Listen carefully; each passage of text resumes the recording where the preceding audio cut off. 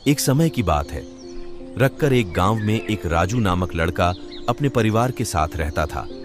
राजू के पिता खेती करते थे तथा उसकी माता लोगों के घर में छोटा मोटा काम कर जीवन यापन करती थी। राजू पढ़ाई में सामान्य छात्र था तथा उसका सपना था कि वह एक आईएएस ऑफिसर बने। राजू दिन रात यही सपना देखता रहता था कि वह एक दिन एक आईएएस ऑफिसर बने, लोगों की सेवा करेगा। किंतु राजू में कुछ गलत आदतें विकसित हो गई थी। ये गलत आदत कोई नहीं, उसका अपने बहुमूल्य समय को गंवाना, हर बेहतरीन समय दोस्तों में गप्पे मारना, दिन में सपने देखना, उसे यह समय अपनी पढ़ाई के लिए देना चाहिए था। उतना समय वह अपनी इस आदत में गंवा देता। कुछ दिन बाद राजू की यूपीएससी की परीक्षा थी। राजू बेटा, परीक्षा की अच्छे से तैयारी कर लो, जल्दी परीक्षा आने वाली है।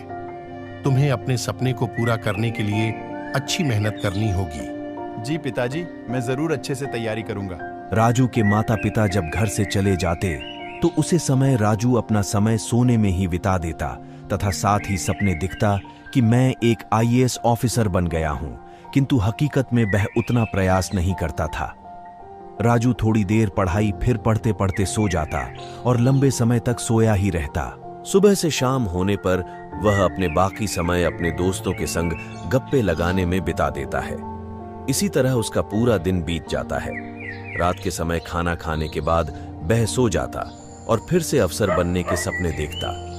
राजू को इस ऐसा लगता था कि उसके पास बहुत ही समय है, अभी उसकी उम्र छोटी है। धीरे धीरे प्रयास करने से वह निश्चित ही अफसर बन जाएगा अगले दिन। चलो आज कुछ पढ़ लेते हैं। कुछ देर पढ़ने के बाद राजू, अरे ये कितनी बेकार किताब है, इसमें से तो कुछ समझ ही नहीं आ रहा। क्यों ना कुछ देर सो जाऊं, उसके बाद पढ़ता हूं तो शायद मेरे दिमाग में कुछ आ जाए। इसके बाद राजू सो जाता है। सुबह से शाम हो जाती है और राजू को पता भी नहीं चलता।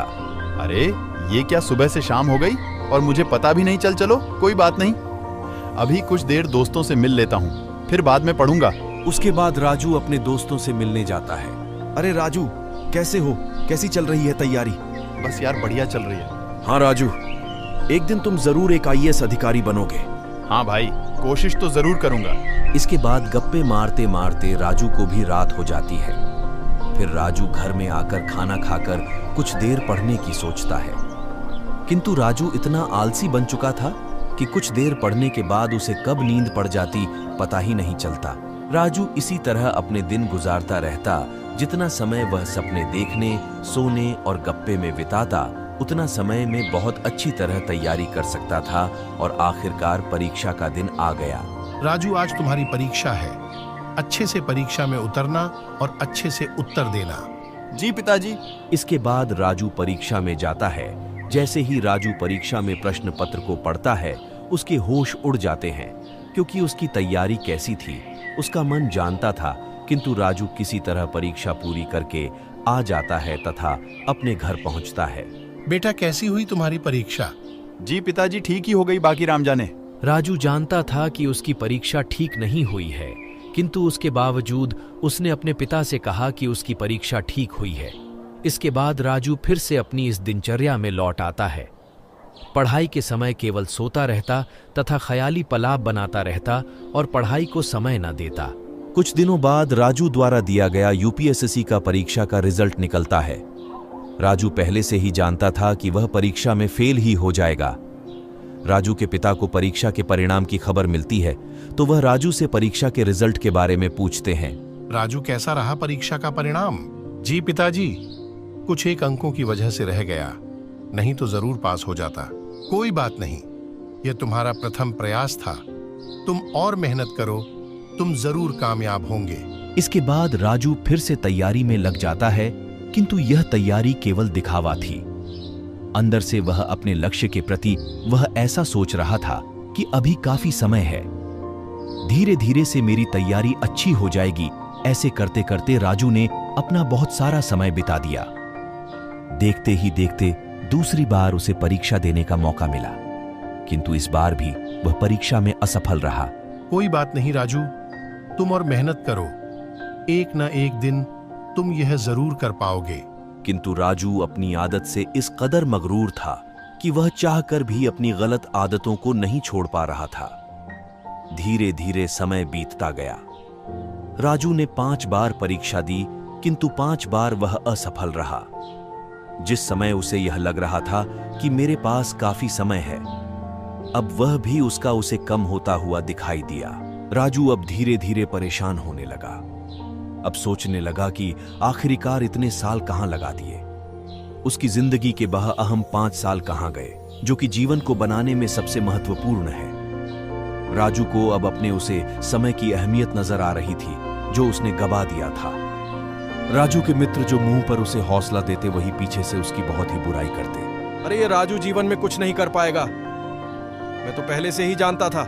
हाँ भाई, तुम ठीक कह रहे हो। इसने अपने जीवन के कितने साल ऐसे ही बर्बाद कर दिए। मुझे भी पता था ये राजू किसी काम का नहीं। राजू यह तमाम बातें चुपके से सुन लेता है तथा वहीं से वापस चला जाता है।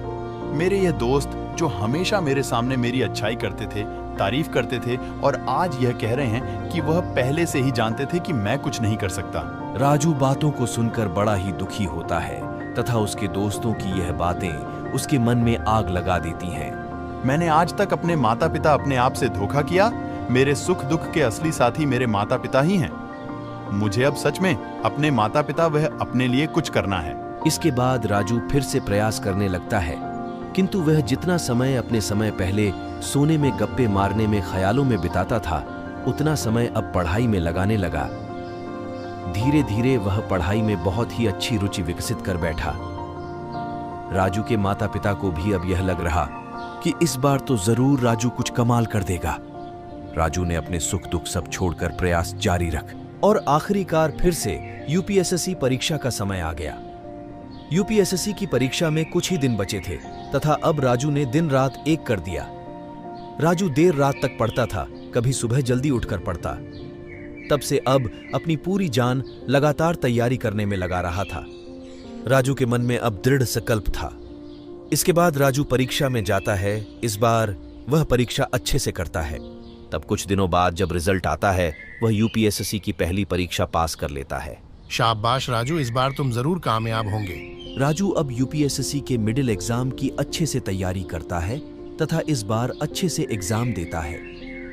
किंतु एग्जाम देने के बाद भी राजू लगातार पढ़ाई करता रहता, क्योंकि वह जानता था कि लगातार कोशिश करने से ही उसे मंजिल मिलेगी।